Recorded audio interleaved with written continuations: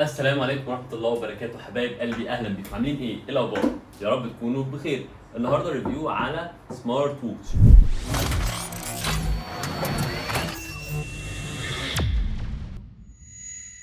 بقالنا كتير ما تابعناش إيه السمارت ووتشز الجديدة، ولكن راجعين بقوة إن شاء الله معاكم.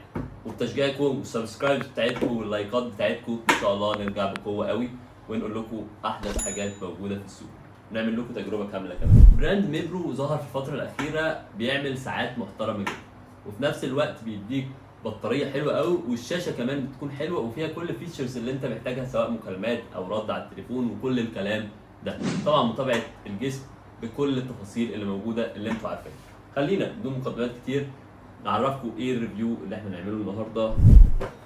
ميبرو لايت 2 فيها 2 سترابس، دي حاجه مميزه جدا. الستراب الكلاسيك الحلو البني الجلد، في نفس الوقت الستراب السيليكون الاسود اللي لا غنى عنه في اي جيم في مصر. خلينا نقسم الريفيو الى اجزاء ونبدا باول حاجه الا وهي الانبوكسنج. البوكس زي ما انتم شايفين اليجنت قوي، والتصميم اللي موجود فيه حلو، وكمان فيه كل المعلومات اللي انتم محتاجينها. من اول الشاشه الاميليد والبلوتوث كولينج، وفي نفس الوقت الروتيتابل كراون اللي موجود اللي تقدر تتحكم فيه في الساعه والفيسز بتاعت الساعه، وكمان الدول ستراب اللي انا قلت لكم عليه ان هو بيجي ستراب بني وستراب اسود. في نفس الوقت ضد الميه لحد 2 اتموسفير تحت الميه، في نفس الوقت بيتابع الصحه بتاعت جسم الانسان، وعندك 60 سبورت مود تقدر انت تتحكم فيها، فاكيد انت مش بتلعب رياضه بره ال 60 مود. في نفس الوقت بطاريه زي ما قلت لكم بتقعد 12 يوم على الرغم ان الشاشه بتاعتها امل. البلوتوث بتاعها فيرجن 5.1، والشاحن بتاعها بيشحن في خلال ساعتين. نفتح الساعه هنا هتلاقي جمال بتاع الشاشه لوحده خطير.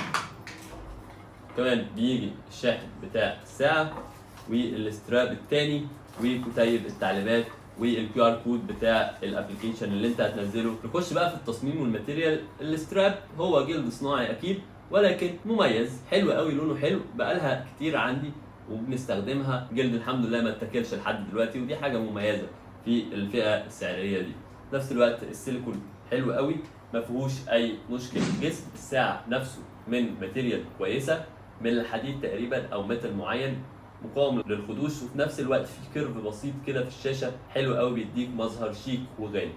في نفس الوقت عندك هنا التو بين بتوع الشاحن، هنا هتلاقي السنسورز بتاعت الرياضه ودقات القلب وكل الكلام ده. الشاشه زي ما انتم شايفين اموليد.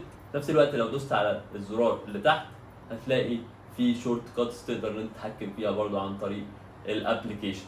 بيفتح لك تايمر ودي سهله جدا عند كل الساعات. اما بقى لما تدوس على الزرار اللي هنا هتلاقي الورك اوتس والاس بي او 2 نسبه الاكسجين في الدم وقياس النوم والبريشر. طبعا مش مقتنع بالبريشر زي ما انتم عارفين. والفاين فون كمان لو متصل تقدر انت ترن على الساعه او ترن على الموبايل.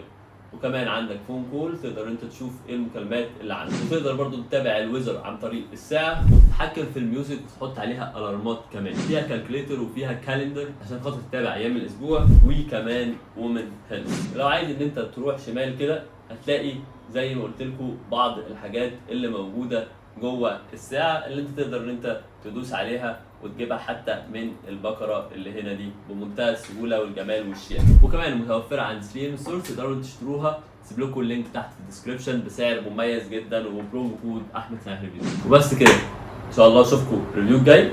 سلام.